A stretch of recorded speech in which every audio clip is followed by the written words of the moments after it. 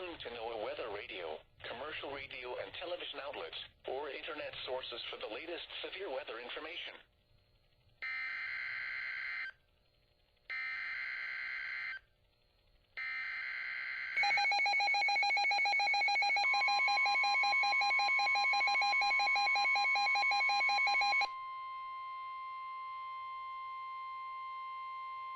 The National Weather Service in Milwaukee Sullivan has issued a special marine warning for Lake Michigan near shore and open waters to mid-lake from Port Washington, Wisconsin to Winthrop Harbor, Illinois, until 4:15 a.m.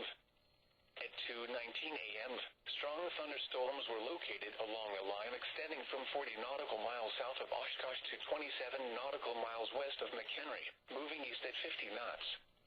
Hazard, wind gusts to 40 knots. Source, radar.